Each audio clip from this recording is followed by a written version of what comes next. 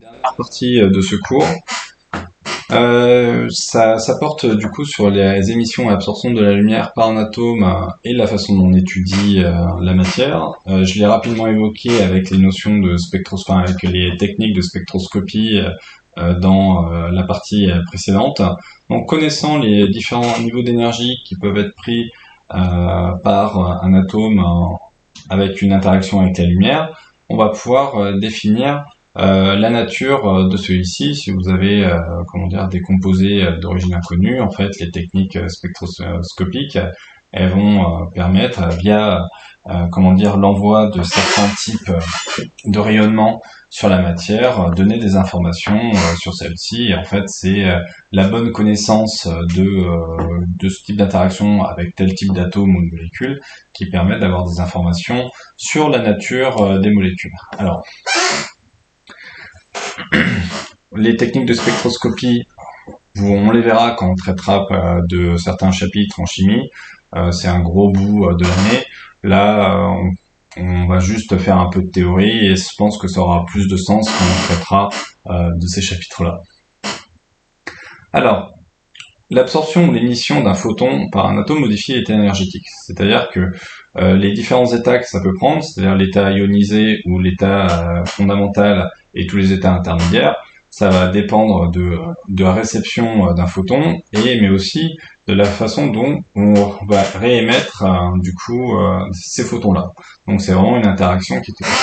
La formule qu'on utilise pour définir justement l'écart d'énergie, elle est en lien avec la relation de Planck-Einstein. L'énergie d'un photon, donc il y a un delta d'énergie avec toujours fréquence multipliée par constante de Planck ou célérité de la lumière multipliée par la constante de Planck divisée par la longueur d'onde, et ça nous donne le delta entre l'énergie finale et l'énergie initiale. Alors, deux phénomènes qu'on va distinguer, l'émission de la lumière par un atome et l'absorption de lumière par un atome.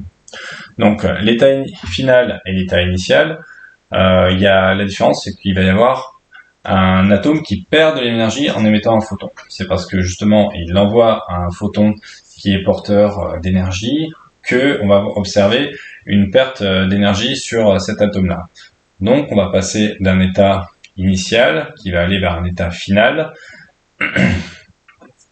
et du coup de façon picturale, en fait, on représente juste avec une flèche le sens dans lequel le phénomène va, et la petite flèche qui est ici, en fait, ça justifie le fait qu'il y a un photon qui est émis durant ce processus, en fait. L'énergie libérée, comme je vous l'ai dit, c'est la formule ρ, c'est un delta qui permet de connaître l'énergie libérée, et c'est en lien avec la constante de Planck, ça on l'a déjà vu, et donc on parle d'émission monochromatique, c'est-à-dire qu'il y a qu'un seul type de fréquence qui est mobilisé, on n'est pas sur différents types de rayonnement avec des photons de longueur d'onde différentes, il y a un seul photon mobilisé.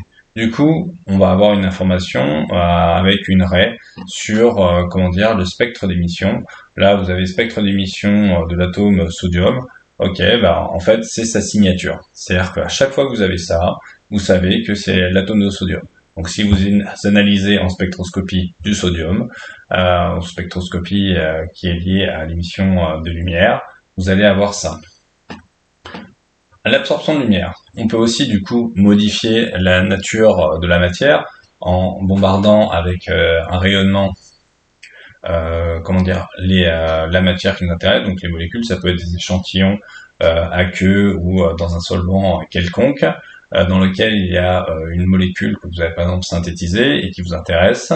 Ici, on a la représentation strictement inverse, c'est-à-dire que vous avez la flèche qui va d'un état initial jusqu'à un état final avec absorption d'un électron, donc ce qui va pouvoir provoquer éventuellement une ionisation de l'atome ou pas. Ça dépend de l'énergie qui est transmise.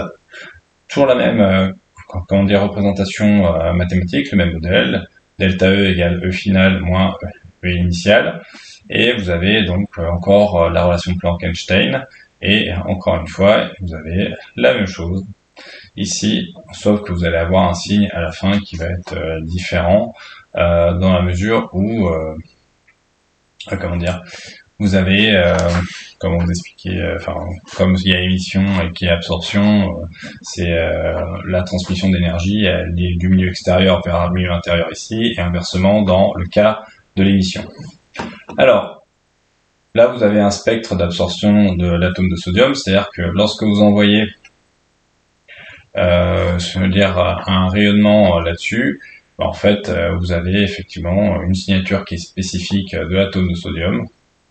Et voilà, si on dit si cette fréquence appartient au domaine du visible, cette radiation correspond à une raie noire dans le spectre de la lumière blanche. C'est-à-dire que vous avez, si vous envoyez de la lumière blanche sur des atomes de sodium, en fait, vous allez observer qu'il y a quelque chose qui va disparaître de votre spectre. Donc l'analyse du spectre par négatif, vous allez observer qu'il manque quelque chose, et en fait, cette raie-là, ça va correspondre à du sodium. Et si vous utilisez d'autres atomes, en fait, vous allez avoir d'autres bandes noires, et c'est vraiment par effet de soustraction que vous allez avoir ça, alors que dans le cas de l'émission, c'est l'inverse. Par contre, vous avez pu observer que dans les deux expériences, il s'agissait du même type de rayonnement, donc c'est la même longueur d'onde qui est présentée ici. Vous avez quelque chose qui est dans le vert jaune, vert jaune, et ici c'est ce qui manque. Voilà, donc vous avez vraiment le négatif entre l'émission et l'absorption.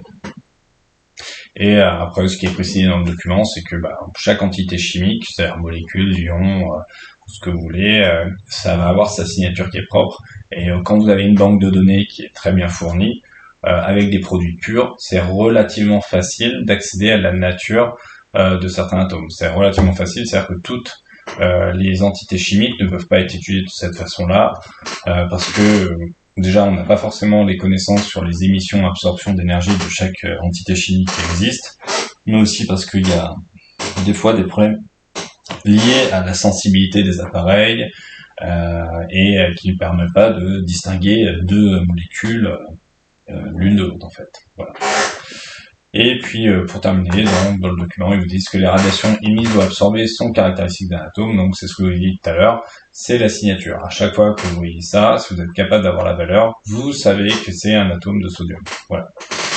Eh bien, je vous remercie pour votre attention et bon courage.